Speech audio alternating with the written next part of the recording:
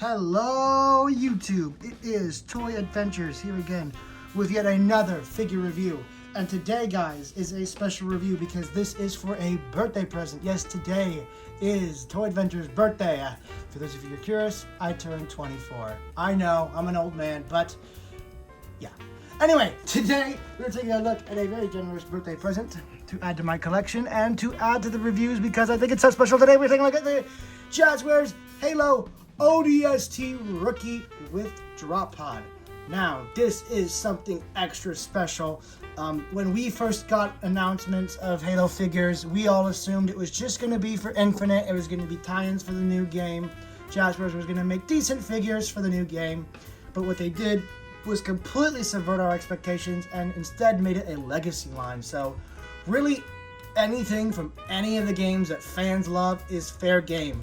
From Halo 1, Halo 2, Halo 3, Halo ODST, any of the games, even Halo Wars, we have Sergeant Forge and the Arbiter Reaper Morame. So that makes this whole line so exciting for newer releases because, you know, we've gotten an ODST before, we've gotten drop pods before, but never in this scale that is compatible with so many other toy lines like Star Wars or Jurassic Park or any of those. So I've been a huge proponent of this toy line. Even if I don't like some of the releases, I usually get them. Unless they're Spartans, I typically stay away from the nobody Spartans, like just basic characters. But this, it's from one of my favorite games, of one of my favorite fictional soldiers of all time, in my favorite scale. So me buying this was a no-brainer. And I even had to review it because I think it's just so special and I love it because it is personally special to me. This was a very gracious birthday present from my mom. You can get these on Amazon right now for retail. They're $21. Just go on Amazon, type in Jazzwares Halo ODST, and you'll find it right there. Anyway, taking a look at the box, we have an amazing graphic here of New Mombasa under attack and Rookie jumping out of his pod to fight the Covenant. Now, for those of you who played the game, of course, Rookie doesn't wake up until the middle of night. He is not bursting out of his pod in what looks to be midday right here.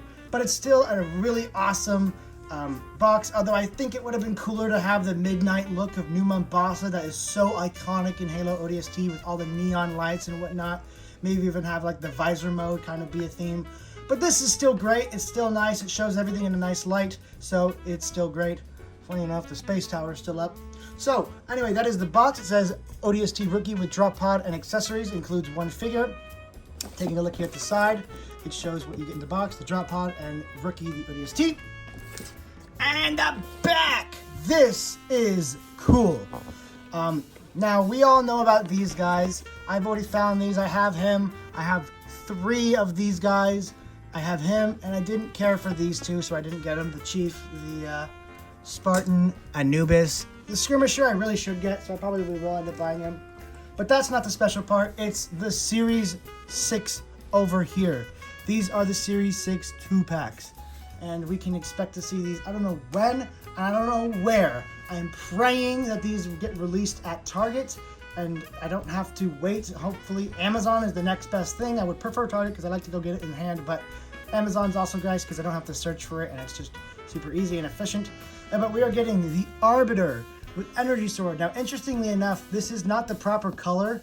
Series 5 of these figures, which, interestingly enough, I could never find in stores, and I'm hoping they're still coming out because they have amazing figures in that wave, including Johnson, the Halo 3 look for the ODST, and, oh yes, the Arbiter, yes, and it has the proper silver color from Halo 2. It's technically also in Halo 3, but Halo 3's lighting engine makes the Arbiter look gold for some reason. And then we get, what's his name? I want to say Ritas Vadum. You can correct me, Halo lore nerds, in the comments. I think his actual name is Ritas Vadum, or Ritas. He is the Shipmaster from Halo 2 and 3.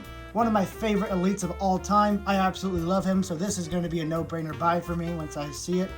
And this is also going to be a no-brainer buy. That is Noble 6, which means we are getting a Noble team in the 3 3/4 inch scale, which is wonderful news. Absolutely stunning. and we get an Elite Zealot. So I cannot wait for these figures to release. These have me absolutely psyched. And yeah, but this is also an amazing release, and that is it for the box. Really interesting, like, kind of plastic they use for these boxes. As you can see, it's very papery, very weak. So I don't know. I just thought I found that interesting for these big boxes. They always have like the most frail cardboard ever. Maybe it's biodegradable. I don't know. Anyway, let's get this other look. We are dropping into hell, troopers. Time to go up here.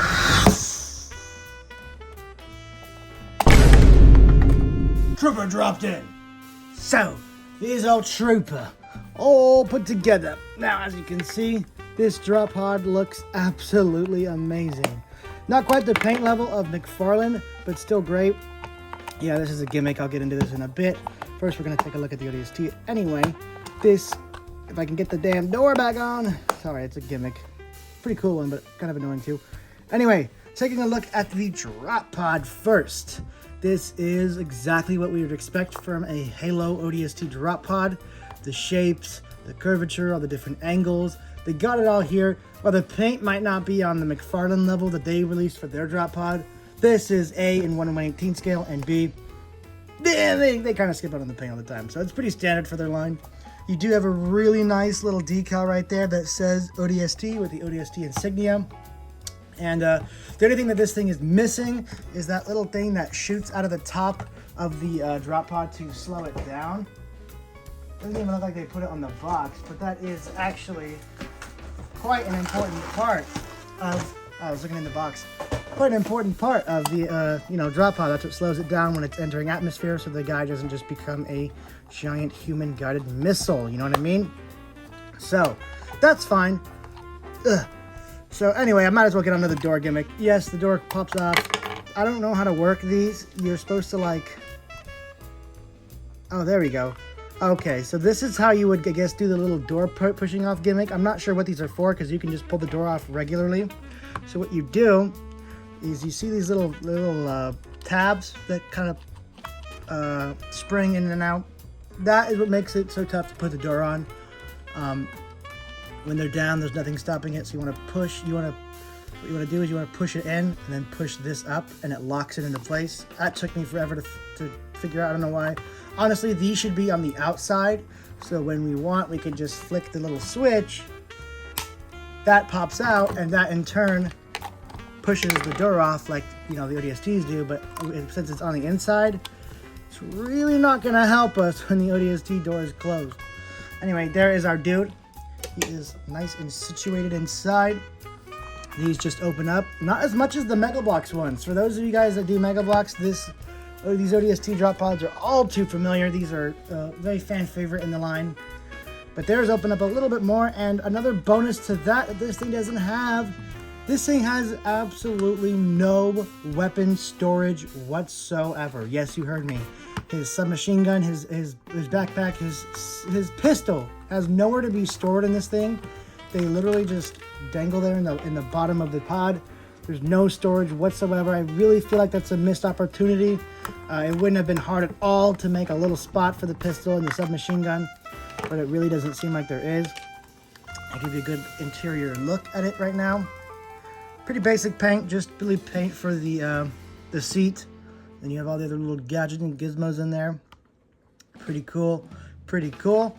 I guess this is, you know what this reminds me of? In the beginning of ODST, in the beginning of all Halo games, you have to do that little section where you have to, confirm you know how to use the controller, so it'll make you look left, look right, look down, look up. Well, ODST does that by making you having to look up, left, and up right to open the hatches of your door. And I guess that's what these are supposed to be, which is a really cool little addition. But they're useless because they're on the inside, so when you want the door to pop off, you would have to be a ghost and put your hand through and then push it.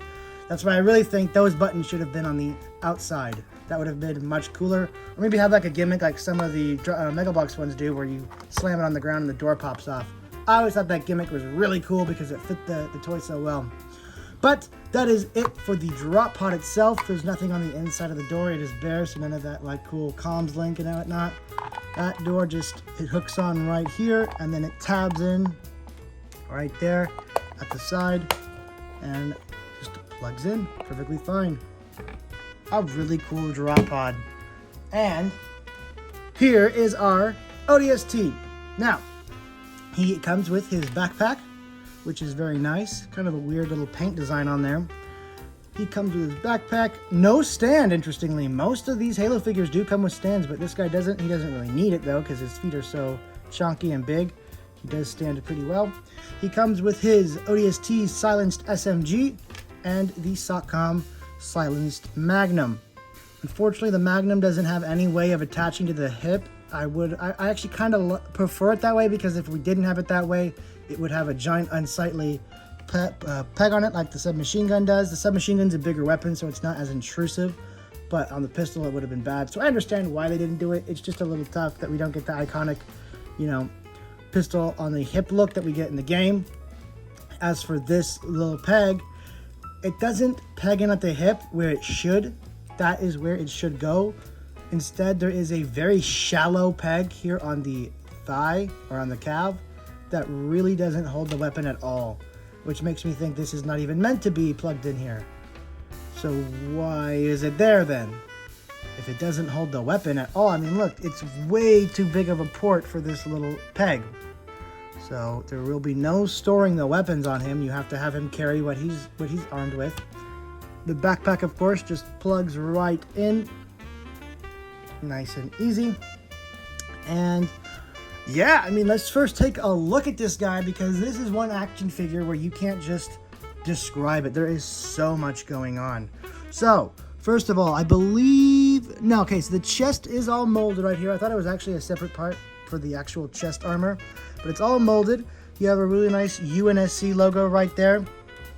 And moving down here to the waist, you have his belt and his le crotch protection, and some more of these hip Kevlar pieces just to add a little bit more protection. He's got some, I assume these are smoke grenades right here at his hip for signaling allies or drop ships or anything. These are not regular hand grenades, we know that because those are green. Moving down to the hips, you have these protective little armor pieces here on the thighs. I don't know what these are made of. They look rubbery in the game. I'm sure they're not, because that would be kind of useless as armor. And some just pouches and whatnot. Then you have his shin guards, his big old boots. I love these. You do have some pouches right here, just like in the game, strapped to one leg. Pretty much, this is just a really nice incarnation, incarnation of the game rookie we saw. Not 100% accurate, it's fine. Some things are a little different because of paint and whatnot, and the limitations, and that's perfectly fine, because what we have here is absolutely amazing. This is like a step above your standard World of Halo figure in terms of detail, and I'll show that in a minute, because I do have those Halo 3 Halo 3 Marines, and even the single carded ODST that's coming out isn't as elaborate as this guy. This is honestly worth buying like 2 or 3 of these sets just for this minifigure. I mean, look at this. It just looks so three-dimensional and actually armored up that it's just so satisfying to look at. As a big ODST fan, I am in love. So, these are technically separate parts. They're glued on. That's what gives them a really nice three-dimensional look. This is molded on. These are also added on. All these added on bits really add to the bulk of this guy and make him just look like a fully armored up trooper ready for battle. And I absolutely love that. So, his weapons fit just nicely in his hands. You'll notice the handle on this guy is a little fat. Do not worry about that. It fits just there in his hands. And he can pull off a very convincing shouldering pose. Get in a cool little pose right here. You will notice that these thigh little skirts do inhibit the articulation a bit. Not drastically, but they do noticeably hinder it. The head was a little stiff, but now that I've stretched it out, it works just fine. And there you go. I mean, look at that. You get some really cool poses with this guy. Of course, his pistol fits in his hand as well. This SOCOM pistol is really nice. I might go in there with some green paint just to add some of those optics details in there. The hand pistol is held a little less sturdy and a little less straight, but it can be done. So you can go on those grunt headshot sprees. Looking very, very cool. And yeah, it doesn't store anywhere, so once you switch to the SMG, the pistol has to go bye-bye. Anyway, let's get on to articulation for this guy. Now, if you guys know anything about World of Halo, this is already going to be a rundown of the same old. But for those of you who are new, there is a rotation here at the head. I believe it is a ball joint, so you do get some up and down movement. Not too much more down than you do up. And moving down here to the waist, you do get a rotation, but it is extremely stiff. There's a articulation joint here at the top and at bottom, which does give you a lot of articulation, but do be gentle while moving this. Do not be very fast or forceful. These figures aren't made of the most sturdy material. I have had some issues. Shoulder can move up, but it is hindered by the shoulder pad right there. No worries, I get it. It's just the intrinsic design of the ODST. You get a full rotation. You can move his arm down almost flush if the grenades get in the way. And up to there, you have a full hinge rotation at the arm, or the elbow. So you get rotation there, and it hinges in about that far, which is serviceable. I may just pop the arms out, cut a little bit into there, and that offers so much more arm articulation for so much more, convincing poses and whatnot. But as a standard stock figure, it's still very serviceable. The wrist is on a rotation, and it has a hinge that can move down about that far and up about that far. So, superb articulation up here in the upper body, but it only gets better down here at the waist. Down here at the thigh, you can move the leg up about that far.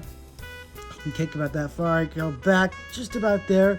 Double jointed knees, which is a rarity amongst 3 3/4 inch figures, but always a privilege to have. And this is no different. Got amazing articulation in there. And he has a hinge here at the foot, and it can move, it can rock as well side to side, just ever so slightly to help really get him flat on the ground. And can kick up about that far. So there's the articulation on this guy. Extremely serviceable. The detail on him is amazing. These colors are amazing. I don't remember the white on the helmet being so noticeable, but then again, the whole game is set during midnight, so it's hard to tell. We only get one mission with the rookie in the daytime, and that is the finale. But for what it is, this looks absolutely stellar. And it makes me even question, do I need the Halo 3 ODST figure? And the answer is absolutely yes, but I could also use another one of these guys. That is the correct answer. Taking a look at the detail on his weapons, it is very basic. The pistol is just all black. This has a nice light silver and darker gray light gray here on the main body, and then a darker gray for these furniture bits, and then a slightly less dark but still darker than main body for the silencer bit and laser sight. Not the colors it was in game at all. It was all black with dark gray. I think it was dark gray with black trimmings and furniture and whatnot, but fair enough. I do like the fact that it has more paint detailing than the pistol, so I will take this over just a pure black piece. And he holds it perfectly fine. And yeah, I mean, you could get him to hold it a little bit better, and that's what I'm probably going to do with this guy. The way I do it, if you guys want to know how to modify your figures, listen up, because I would not suggest kids doing this at all. But if you're an experienced, customizer, or you are, at least above the age of, I would say, 16, I think you can handle this. Hell, even younger if you're competent enough. All you really got to do is dip the hands in some hot water. That's what I do. I get like not quite boiling, but some just under boiling hot water. Dip it in there. That will soften up all of this plastic. And then what you want to do when you pull it out, you want to grip it right here where the two hinges meet. Not like this, like this. You want to grip those two, press them down. That way it holds everything together, because when you pull it like this, you're ripping the joint out very violently, whereas this, you're gripping the joints together as you're pulling it out, so they stay together. Pull it out of the socket. It should come out pretty easily. And then you take an X-Acto knife and you cut kind of a crescent moon shape right there in the elbow, and that will allow the arm to bend in even more, allowing for more natural poses. That's something I do with a lot of my Halo figs, and I just thought I would give you guys a suggestion. So anyway, before we wrapped up this review on this amazing figure, let's go ahead and do some size comparisons. How does this guy size in with the rest of the Halo wave? Starting us off with size comparisons, we have the recent Halo 3 Marine. As you can see, these two scale together really nicely and look amazing together. Next up, we're going to do your standard Spartan. And as you can see, there is a noticeable height difference, as there should be.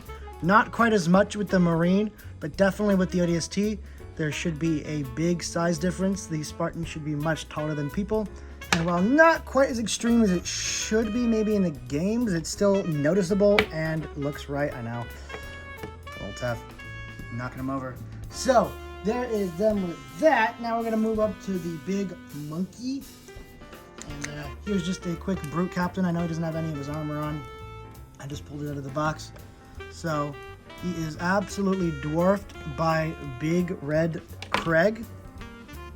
Craig and him aren't the bestest of friends. Many of Craig's brothers were killed by Rookie. And he didn't even get payback. Some random terrorist killed Rookie. I still hate that book, by the way. I'm just saying, 343, Bungie always considered the game's canon over the books, so if you guys made a game with the Rookie, I would forgive you for what you did to Halo 5 and Halo Infinite. If you just brought the Rookie back and made sure he's not dead. And to finish off, actually no, we still gotta do the grunts. But here's an elite.